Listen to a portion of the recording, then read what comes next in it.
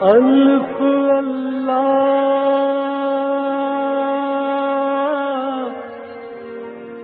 چمبے دل بوٹی میرے من وچ مرشد لائی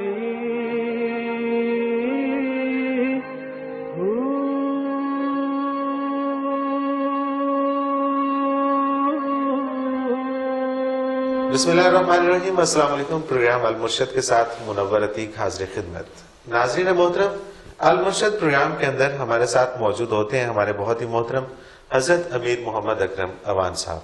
آپ کو یہ سعادت حاصل ہوئی کہ آپ نے قرآن پاک کا ترجمہ کیا اور تفسیر بھی لکھی، اور اس کے ساتھ ہی بقول علامہ اقبال کے کہ جو قرآن پاک کی تفسیر پڑھ لے وہ ہزاروں کتابوں کا مصنف ہو سکتا ہے، تو جو لکھے وہ تو یقیناً۔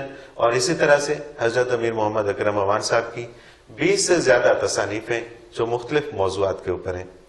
اگر روحانی سلسلے کی بات کی جائے تو پھر حضرت امیر محمد اکرم اوان صاحب روحانی سلسلے کے حوالے سے سلسلہ نقشبندیہ اویسیہ کے شیخ ہیں، اور لاکھوں کی تعداد میں ان کے مریدین ان سے فیض و برکات حاصل کرتے ہیں۔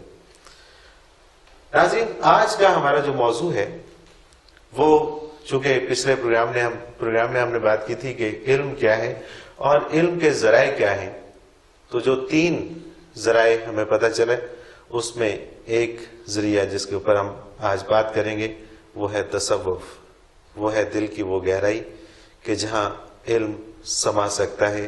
حضرت صاحب بہت شکریہ، آپ نے ہمیں وقت دیا۔ تصوف کے اوپر آج ہم بات کریں گے، چونکہ بات پچھلے پروگرام میں چلتے چلتے ایک ایسے موڑ پہ آ گئی تھی کہ جس میں نہ صرف میں بلکہ میرے ساتھ میرے بہت سارے ناظرین بھی اس بات سے بالکل لا علم ہیں کہ علم حاصل کرنے کا کوئی تیسرا ذریعہ بھی ہو سکتا ہے۔ تو تصوف کیا ہے، یہ تیسرا ذریعہ کیا ہے؟ لفظ تصوف کے بارے بہت لکھا گیا ہے اور بہت اس پہ بڑے بڑے صاحب حال لوگوں نے اس کی مختلف توجیحات کی ہیں، غالباً ساری ہی درست ہیں، کسی نہ کسی پہلو سے ان میں تضاد نہیں ہے، ٹکراتی نہیں ہے ایک دوسرے سے۔ لیکن میں سادہ سی بات عرض کیا کرتا ہوں، قرآن کریم میں ہے کہ سب سے بڑے معلم تو نبی کریم صلی اللہ علیہ وسلم معلم انسانیت، بعثت سے لے کر قیامت تک آنے والے سارے انسانوں کو تعلیم دینا آپ کے فرائض منصبی میں۔ آپ کی شان جو قرآن نے بیان فرمائی وہ یہ ہے کہ اعوذ باللہ من الشیطان الرجیم بسم اللہ الرحمن الرحیم یتلو علیہم آیاتہ ویزکیہم ویعلمہم الکتاب والحکمہ وإن کانوا من قبل لفی ضلال مبین۔ سادہ سا ترجمہ اس کا یہ ہے کہ آپ اللہ کی آیات لوگوں پہ پڑھتے ہیں، ان کا تزکیہ فرماتے ہیں، اور اس کے بعد انہیں کتاب اور حکمت دانائی کی تعلیم دیتے ہیں۔ اس سے پہلے وہ لوگ بالکل ہی گمراہ تھے اور جاہل تھے۔ تو پہلے بھی لوگ زندگی تو بسر کرتے تھے حضور کی بعثت سے پہلے، عیسیٰ علیہ السلام کے جانے کے بعد عہد فطرت میں شادیاں بھی کرتے تھے، اولاد بھی ہوتی تھی، کاروبار بھی کرتے تھے، بادشاہ بھی تھے، حکومتیں بھی کرتے تھے، قانون بھی بناتے تھے۔ لیکن اللہ فرماتے ہیں فی ضلال مبین، وہ بڑی دور کی گمراہی میں تھے، قانون غلط بناتے تھے، حکومتیں ظالمانہ کرتے تھے، زندگی گمراہی میں گزارتے تھے۔ تو حضور کی بعثت نے انہیں اب تلاوت قرآن، دعوت اللہ، پھر اس کے بعد تزکیہ۔ یہ تزکیہ کیا ہے؟ وہی جو ذریعہ علم ہے تیسرا، قلب، اس کی صفائی، اس کو پاک کرنا، اس کو صاف کرنا، اس کو بیدار کرنا، یہ تزکیہ ہے۔ تو قرآن کریم کا ترجمہ جب غیر ملکی زبانوں میں ہوا تو سب سے پہلا ترجمہ فارسی میں، پرشین میں ہوا۔ فارس جب زیر نگیں آیا تو پرشین میں ترجمہ، تو پرشین میں میری رائے میں تزکیے کو تصوف اس کا ترجمہ کر دیا گیا۔ عربی لفظ تھا تزکیہ، صفائے قلب، فارسی کا ترجمہ کر دیجیے تصوف. میری رائے یہ ہے یعنی کہ تصوف کا مطلب ہے کہ جو علم آپ حاصل کرتے ہیں وہ علم آپ کے دل میں دل صاف ہو جائے, دل صاف ہو جائے, وہ چیزیں دل میں جائیں. دل میں جائیں. دل میں کیسے جاتی ہیں؟ دل جب از خود جب دل ایمان لاتا ہے, دل کی زندگی یہ ہے کہ وہ ایمان لائے, اور یہ استعداد اس میں مرنے تک رہتی ہے. کوئی ساری عمر بھی کافر رہے, یہ استعداد اس میں رہتی ہے کہ وہ پھر جب اسے نصیب و ایمان لے آئے تو پھر سے دل تازہ ہو جائے. جیسے سونے کو آپ کسی شکل میں بھی بگاڑ دیں, حتیٰ کہ کشتہ بھی کر دیں, تو پھر وہ کشتہ بھی سونے کا واپس دھات بن سکتا ہے. تو انسان کی بھی یہ کیفیت ہوتی ہے کہ کسی حال میں بھی چلا جائے, جب بھی نور ایمان نصیب ہو جائے دل زندہ ہو جاتا ہے. اللہ یہ کہ اللہ کریم کسی عذاب کی وجہ سے اسے ہمیشہ کے لیے بند نہ کر دے کسی گناہ کی. وہ جن کے دلوں پہ مہریں لگا دی جاتی ہیں ان کے دل زندہ نہیں ہوتے. وہ تو پھر زندہ, وہ تو ان کے اپنے کردار کی وجہ سے لگا دیجیے, وہ ضائع کر بیٹھتے ہیں نا. تو یہ نور کہاں سے آتا ہے؟ یہ نور آتا ہے قلب اطہر محمد الرسول اللہ صلی اللہ علیہ وسلم سے. ذات باری سے حضور کو آتا ہے, حضور سے امت کو جاتا ہے, مخلوق ساری حاصل کر سکتی ہے. جس طرح کلام باری حضور پہ آیا, حضور نے ساری امت کو تعلیم فرمایا, اسی طرح وہ نور باری جو ہے, جمال باری, تجلیات باری قلب اطہر پہ آتی ہیں, وہاں سے آگے تقسیم ہوتی ہے. کیا طریقہ ہے اس کے تقسیم کرنے کا؟ جو بھی کیونکہ ہم یہ دیکھتے ہیں کہ پچھلی دفعہ جو ہم نے ڈسکس کیا تھا اس میں ہم نے 3 ذرائع علم حاصل کرنے کے, جس میں دیکھ کے, سن کے, اور پھر یہ قلب سے. تو قلب کے اوپر جسے بھی نور ایمان نصیب ہوتا ہے یا جو بھی کلمہ پڑھتا ہے شعور کے ساتھ قبول کرتا ہے, اس کا تعلق قلب اطہر سے بن جاتا ہے, اس میں نور آنا شروع ہو جاتا ہے. خود بخود نور آنا شروع ہو جاتا ہے یا اس کے لیے؟ کلمہ پڑھنے سے, اسلام قبول کرنے سے وہ تعلق جڑ جاتا ہے, آپ کی تار جڑ جاتی ہے. اب اس میں جب آپ کردار ہے آپ کا, اگر جتنا وہ بہتر ہوتا ہے اتنا وہ زیادہ ہوتا جاتا ہے, جتنی غلطیاں ہوتی ہیں اتنی اس میں کمی ہوتی جاتی ہے. تو جس طرح سے ہم دیگر علوم کے لیے استاد ظاہر ہے ضروری چیز ہے, اگر استاد نہیں ہے تو پھر آپ کوئی بھی علم حاصل نہیں کر سکتے. تو یہ علم حاصل کرنے کے لیے بھی کسی مرشد کی, کسی استاد کی ضرورت ہے. جنہیں شیخ کہا جاتا ہے یا مشائخ کہتے ہیں ہم جمع میں, تو یہ وہی لوگ ہوتے ہیں جو جنہوں نے متقدمین سے یہ نور حاصل کیا اور اس قابل ہوئے کہ ہر نور حاصل کرنے والا بھی اس قابل نہیں ہوتا کہ وہ آگے تقسیم کر سکے. اس قابل ہوئے کہ اسے خود ضبط کر کے آگے تقسیم بھی کر سکے, وہی شیخ کہلاتے ہیں. اور انہی کے ناموں سے یہ تصوف کے سلسلے قائم ہیں جن لوگوں نے بہت بڑا کام کیا. جیسے بعض علوم میں بھی بعض لوگوں کے بڑے نام ہیں, طب میں کسی کا نام ہوگا, ادب میں کسی کا ہوگا. اب خطوط سب نے لکھے, ادب میں غالب کے خطوط اپنی حیثیت رکھتے ہیں. تو اسی طرح سے اس شعبے میں یہ لوگ مشائخ کہلائے. اچھا, یہ جو مشائخ ہیں ان کا تو ایک سلسلہ چلتا آ رہا ہے اور یہ نور ٹرانسفر ہوتا جا رہا ہے دلوں میں. جو اس سلسلے سے وابستہ نہیں ہے وہ کس طرح سے نور حاصل کر سکتے ہیں؟ وہ اپنے جو ان کا جتنے اعمال ان کے صحیح عقیدے کے ساتھ شریعت کے مطابق ہوں گے تو ہر عمل کے بدلے نور تو حاصل ہوتا رہے گا. یہ تو ہے نا, وہ زندہ رہنے کے لیے تو وہ بھی کافی ہے. یہ تو ہے کہ پھر اسے بہت نعمت مل جائے. اچھا, پچھلے پروگرام میں ایک بات ہوئی تھی کہ جو ہم دیکھ کے علم حاصل کرتے ہیں, جو ہم سن کے علم حاصل کرتے ہیں وہ محدود ہوتا ہے, لیکن جو دل سے علم حاصل کرتے ہیں وہ لامحدود ہے. اس کی وہ آپ اپنے پیدا ہونے سے پہلے کی چیزیں بھی آپ دیکھ سکتے ہیں. آپ ظاہری جو آپ کو چیزیں نظر آ رہی ہیں اس سے ہٹ کے بھی کچھ چیزیں دیکھ سکتے ہیں. اس کی کوئی مشق کرنا پڑتی ہے؟ مشق نہیں کرنا پڑتی. اس کی 2 ہی باتیں ہیں. ایک بات تو اعمال درست ہوں, عقیدہ درست ہو, اعمال اس کے مطابق ہوں. دوسرا یہ ہے کہ شیخ میں یہ قوت ہو کہ وہ نور آپ کے قلب میں ٹرانسفر کر سکے. اس کی توجہ سے کام چلتا ہے. توجہ کہتے ہیں کہ اپنے دل کی کیفیات کو متوجہ ہو کر دوسرے کے دل پہ وارد کرنا. اچھا, آپ نے ایک سلسلہ جس میں دنیاوی تعلیم بھی ہے اور دینی تعلیم بھی ہے, تو اس میں تعلیم کے ساتھ یہ چیز ضروری اور لازم قرار دی ہے کہ اس ذریعے بھی علم حاصل کیا جی جائے؟ ہمارے سارے بچے ماشاءاللہ ذکر بھی کرتے کیا ہیں. طریقہ ہوتا ہے اس کا؟ ہمارے پروگرام کے اوقات مقرر ہیں. روزانہ شام کو یہاں ذکر ہوتا ہے, صبح سحری کو ہوتا ہے, اور اس میں بچے بھی شرکت کرتے ہیں. اور شام کو جو ہوتا ہے وہ سحری کو بھی, جو دونوں انٹرنیشنل ہوتے ہیں روئے زمین پہ جتنے ساتھی دور دور امریکہ, یورپ, جاپان, کہیں تک افریقہ تک, چائنا تک, سارے انٹرنیشنل انٹرنیٹ پہ ذکر کرتے ہیں. وہ سارے ذکر خود سے کرتے ہیں یا وہ کرایا جاتا ہے نا یہاں بیٹھ کے, اچھا تو ان تک وہ تحریر بھی جاتی ہے, آواز بھی جاتی ہے, کیفیات بھی جاتی ہے. اچھا یہ کیفیات کیا ہے؟ دل کی کیفیات, فیلنگز جو ہیں آپ ڈیفائن نہیں کر سکتے فیلنگز کو الفاظ میں. اچھا اس کو ڈیفائن نہیں کیا جا سکتا. فیلنگز ہوتی ہیں, فیل کی جا سکتی ہیں, ڈیفائن نہیں کی جا سکتی. آپ اس طرح اندازہ کر لیں, غصہ ایک فیلنگ ہے, آپ غصے کو کیسے ڈیفائن کریں؟ پڑھاتے رہے ساری عمر کسی کو سائیکالوجی میں کہ یہ غصہ ہوتا ہے, جب تک اسے غصہ آئے نہیں اسے غصے کا پتہ نہیں چلے گا. بالکل ایسے ہی ہے. بھوک ایک کیفیت ہے, آپ پڑھاتے رہے بھوک اس سے لگتی ہے, معدہ خالی ہوتا ہے, فلاں ہوتا ہے, فلاں, جب اسے بھوکا رکھیں گے اسے پتہ چلے گا بھوک کیا ہوتی ہے, نہیں؟ بالکل ایسے ہی. تو فیلنگز جب آپ فیل کریں گے تو آپ کو پتہ چلے گا کہ یہ کیا ہے. جو فیل نہیں کریں گے تو پھر ڈیفائن تو ہو نہیں سکتی. تو پاکستان میں کتنے لوگ ہیں جو یہ کام کر رہے ہیں کہ جو اس علم کو آگے ٹرانسفر کر رہے ہیں؟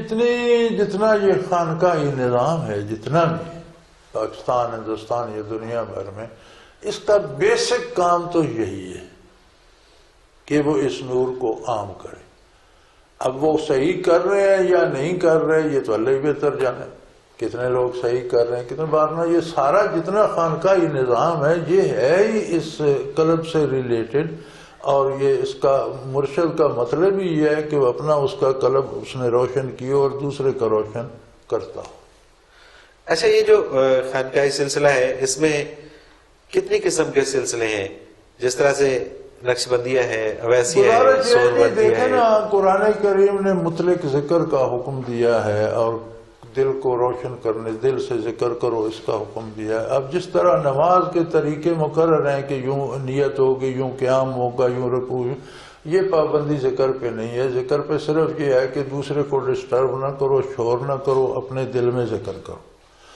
اب وہ ذکر کے انداز طریقے کوئی مختلف کرتے ہیں تو وہ سارے زبانی کرتے ہیں تو وہ بھی ذکر میں آ جاتا ہے, قلبی طور پر کرتے ہیں تو وہ جو طریقے اور راستے ہیں وہ ہر ایک سلسلے کے اپنے اپنے ہیں, لیکن ان میں کوئی بھی خلاف شریعت نہ ہو. باقی ٹھیک ہے, اللہ کا ذکر کریں. اور یہ نور حاصل کرنا بھی تو ایک بڑی سعادت کی بات ہوتی ہے.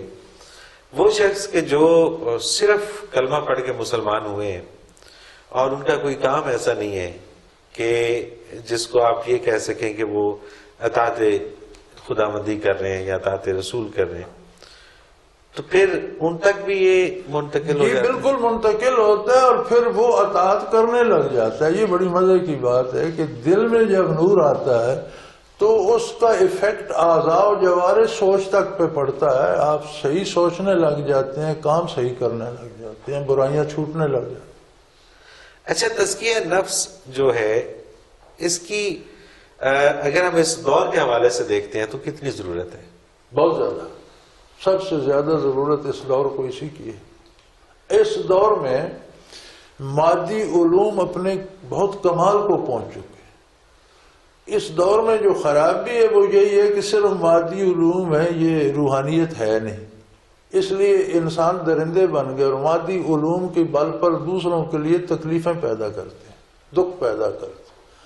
آپ نے بڑا شور مچا رکھا ہے یہ ڈرون کا, تو ڈرون مادی ترقی کی ایک, مادی علوم کی ایک حد ہے. اب اگر اس کے ساتھ دل بھی زندہ ہوتے تو ڈرون بے گناہوں کو نہ مارتا, مارنے والے کو بھی دکھ ہوتا کہ میں بے گناہوں کو کیوں ماروں. اچھا نہیں, لیکن یہ تو ایک اور سلسلہ ہے نا کہ گناہ گار کون ہے یا بے گناہ کون ہے, اس کا فیصلہ کیا ہم کر سکتے ہیں کہ نہیں؟ ظاہری طور پر کردار سے تو ہم پہچانتے ہیں نا کہ یہ بندہ جرم کر رہا ہے, اس نے چوری کی, اس نے ڈاکہ کیا, اس نے قتل کیا, یہ معصوم آدمی ہے, اپنا کام سے کام رکھتا ہے. ہم نے تو اس پر فیصلہ کرنا ہے نا جو ہمارے سامنے اس کی جو لائف ہے، ہم تو اس کے بارے رائے دے سکتے ہیں نا، ہم فیصلہ تو نہیں کر سکتے. یہ تو ہماری رائے میں وہ مجرم ہے یا نہیں. ٹھیک ہے. اور تزکیہ نفس بہت ضروری ہے. تزکیہ نفس ایک ایسی نعمت ہے جی کہ اس کے اثرات پھر اعضاء و جوارح پہ آ جاتے ہیں. سوچو بندے کا کردار درست ہونا شروع ہو جائے. بلکہ اسی کردار کے حوالے سے بات کریں گے اور تصوف کے حوالے سے ہماری بات جاری ہے. ناظرین ایک مختصر سا کمرشل بریک، اس کے بعد حاضر ہوتے ہیں، ہمارے ساتھ رہیے گا.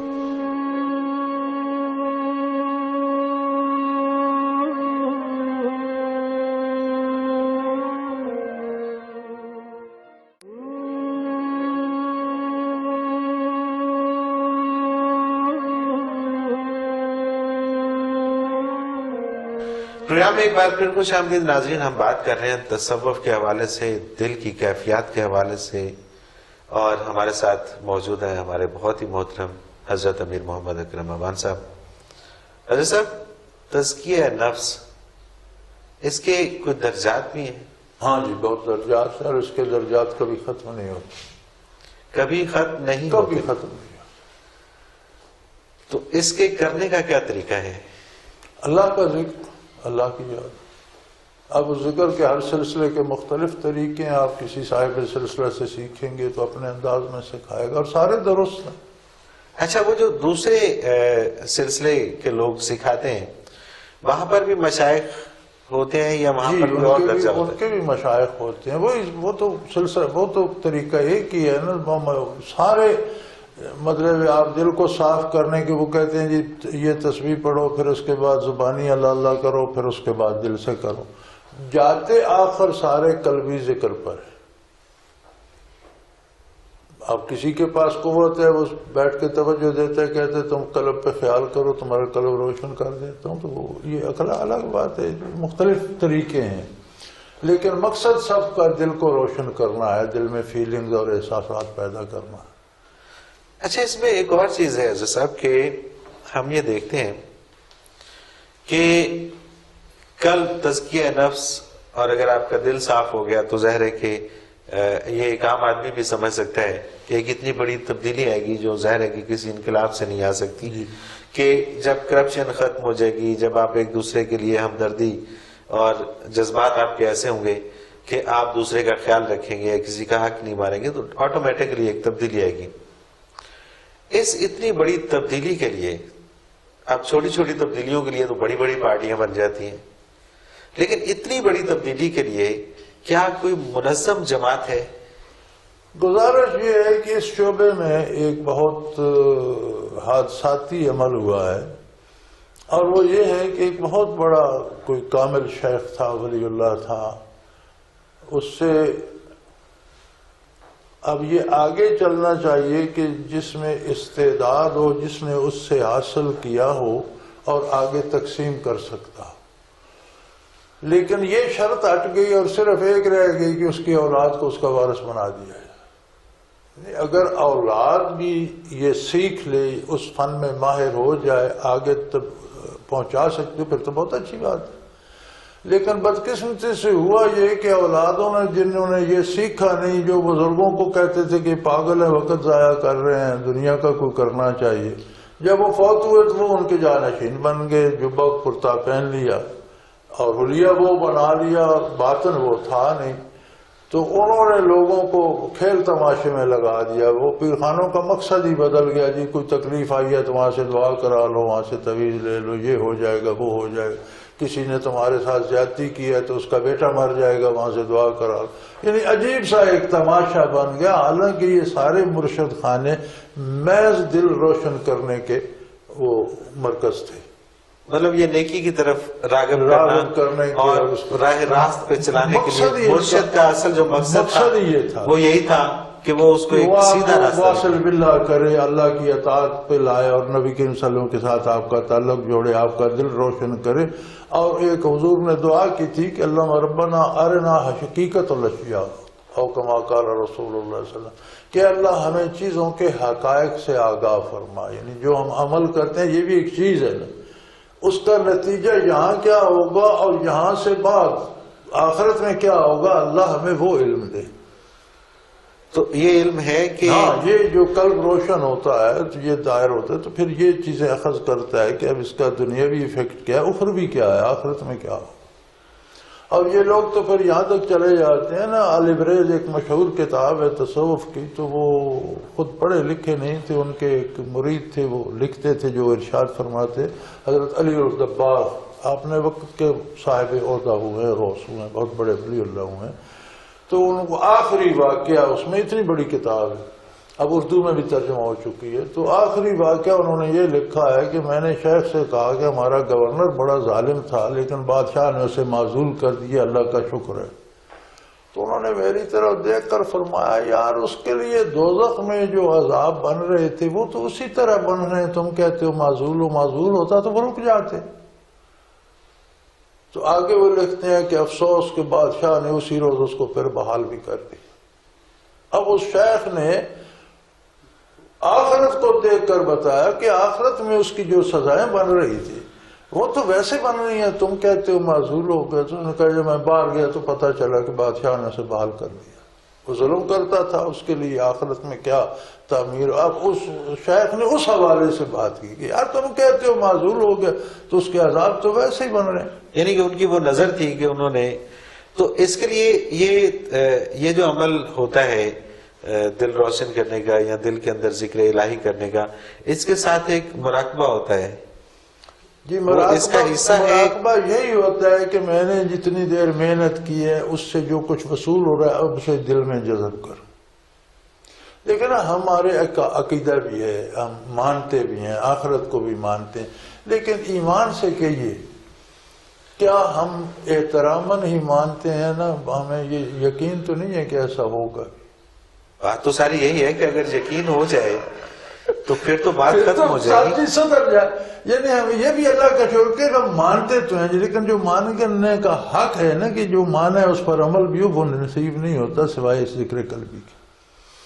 اس میں جب کیفیات آتی ہیں تو اس پہ یقین آنے لگ جاتا ہے، اور پھر وہ اپنے یقین کی درجات ہیں بلند ہوتے رہتے ہیں، قوت یقین ہے، اور پھر اللہ کریم مشاہدات دے دیتی ہے، اس کی عطا ہے۔ اب وہ شیخ نے تو اب دیکھیں نا، عجیب بات نہیں ہے کہ اس نے آخرت دیکھ کے اندازہ لگا، تم کہتے ہو معزول ہے، یار اس کے تو اس طرح سے سزا بن رہی ہے، معزول ہو جاتا تو ختم ہو جاتی، گناہ چھٹ جاتے اس سے، جو بحیثیت گورنر جو جرائم کر رہا ہے وہ تو نہ کر سکتا۔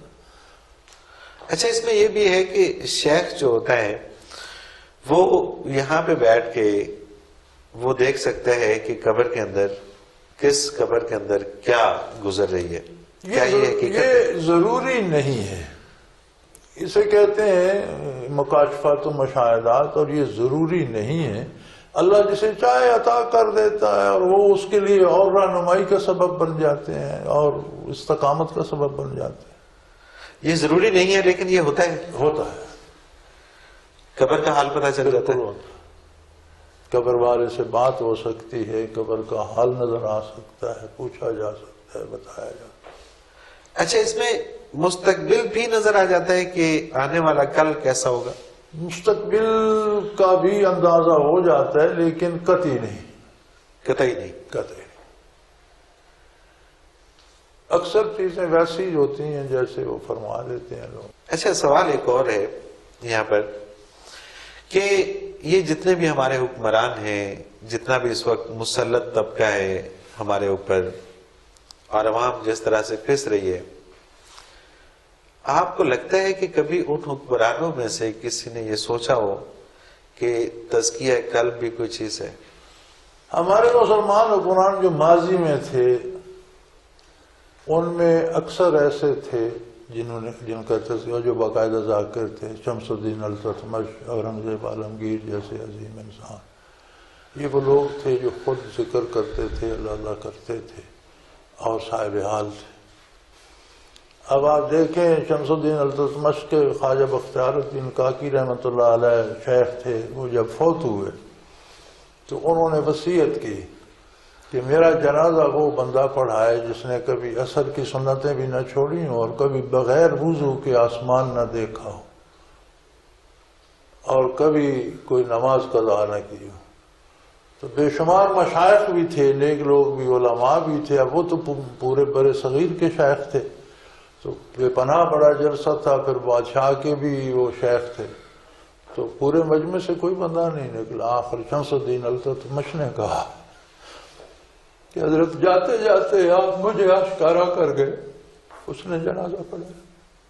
سبحان اللہ۔ تو ایسے بھی تو حکمران ہوئے۔ اب یہ الگ بات ہے کہ ہمارا ٹی وی مسلمان حکمرانوں کا ہی مذاق اڑاتا ہے، لیکن مسلمانوں میں بڑے بڑے شاندار حکمران ہوئے ہیں، بڑے بڑے منصف اور بڑے بڑے جرأت مند، بلکہ تاریخ ایسے دوسرے حکمران پیش نہیں کر سکتی جیسے مسلمان حکمران تھے۔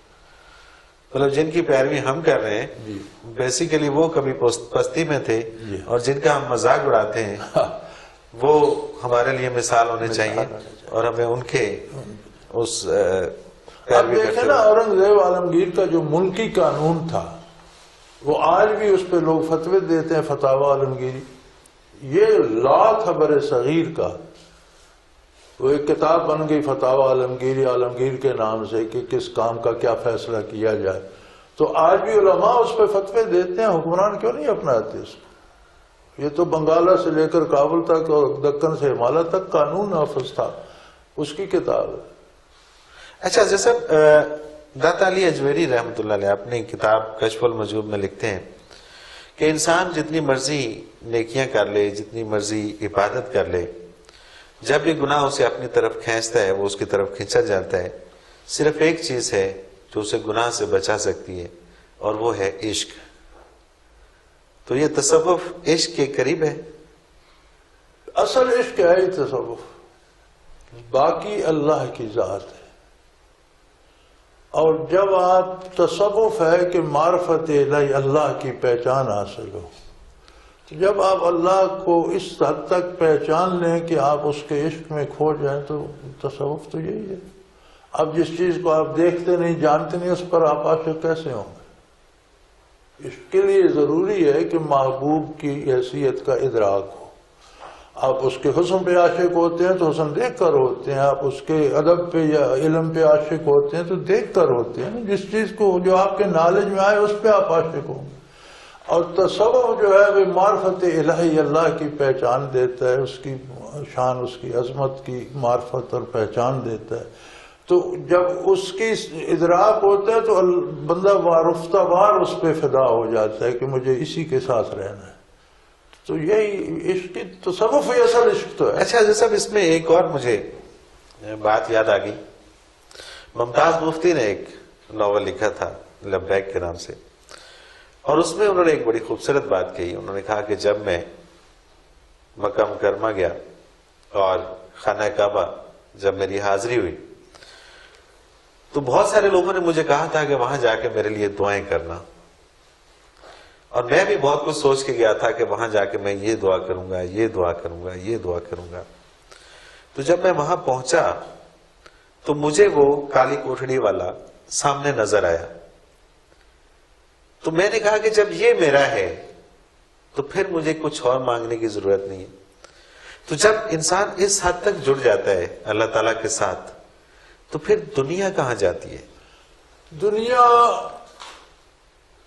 میں حسن آ جاتا ہے دنیا کے کاموں میں، کیونکہ دنیا کے کام کرنا بھی عبادت بن جاتا ہے، اطاعت الہی بن جاتا ہے۔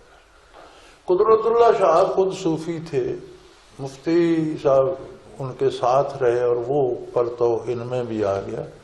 تو یہ بات بھی وہیں سے ذکر اذکار سے اور اس سے شروع ہوتی ہے۔ وہ بھی تو کہتے ہیں میں اویسی ہوں، قدرت اللہ شاہ بھی تو کہتے ہیں جی جی بالکل، غائبانہ فیض حاصل کیے میں اویسی ہوں۔ تو وہ بہت حد تک بلکہ وہ تو مفتی صاحب کہتے ہیں کہ وہ تو جب وہاں پر گئے جی تو ان کی تو اتنی ہمت نہیں پڑ رہی تھی کہ وہ خانہ کعبہ تو حاضری ہی دے سکتے۔ یہ دنیا جو ہے، دنیا میں حسن آ جاتا ہے، کیونکہ یہ بھی تو اسی کا ارشاد ہے کہ یہ کام ایسے کرو، یہ ایسے کرو، یہ ایسے، تو سارے کام خوبصورت ہو جاتے ہیں۔ دنیا غائب نہیں ہوتی، دنیا کے کام خوبصورت ہو جاتے ہیں، دنیا کے کام خوبصورت ہو جاتے خوبصورت ہو ہیں، جاتے اور تصوف یہ ایک ایسی چیز ہے کہ جو اللہ تعالیٰ سے قریب جوڑ کر دیتی ہے، دیتا ہے۔ قریب اور کر دیتی جتنا ہے۔ کوئی قریب جاتے ہیں اتنی اس کی دنیا بھی سنورتی جاتی ہے، چھوٹی دنیا بھی اس کی سنورتی ہے، نہ صرف دین بلکہ اس کا دنیا بھی سنورتی ہے۔ دنیا بھی اس کی سنورتی ہے۔ ناظرین محترم، آپ نے بہت ہی خوبصورت گفتگو سنی اور تصوف کے حوالے سے بہت ساری نئی باتیں آپ کو پتہ چلی ہوں گی۔ اس کے ساتھ ہی پروگرام کا وقت اپنے اختتام کو پہنچا۔ منور عتیق کو اجازت دیجیے، اللہ حافظ۔